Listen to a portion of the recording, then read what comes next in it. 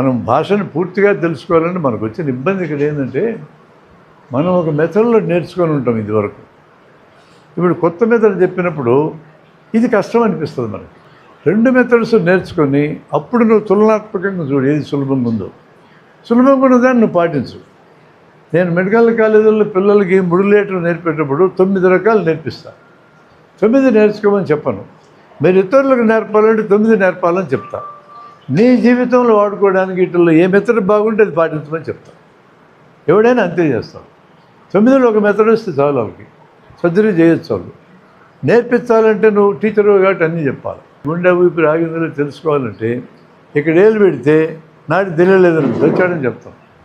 తీరి చెప్పాల్సి వస్తే ముక్కు దగ్గర ఏళ్ళు పెట్టి గాలి ఆడటం లేదు చూడు, నోటి దగ్గర చెవి పెట్టి గాలి ఆడటం లేదు చూడు, చెస్ట్ పైకి కింద కదులుతుందో లేదు చూడు, ఇన్ని చెప్తాం తీరి చెప్పాలంటే. సత్యాలు తెలుసుకునే అవసరం ఉండడానికి ఇన్ని అక్కర్లా. ముందు ఒక పాయింట్ తెలుసుకోవాలంతే. ప్రాక్టికాలిటీ వేరు, దాని గురించి తీరి చెప్పటం వేరు.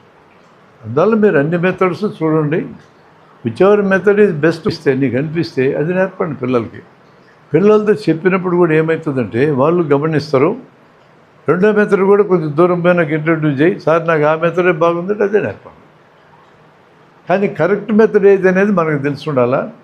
కరెక్ట్ మెథడ్ వెనక ఒక రేషనాలిటీ ఉంటుంది, ఒక పద్ధతి ఉంటుంది. ఆ పద్ధతి చూస్తాం మనం. మనకే అర్థమైంది అనుకో, కరెక్ట్ మెథడ్ని ప్రాక్టీస్ చేస్తాం.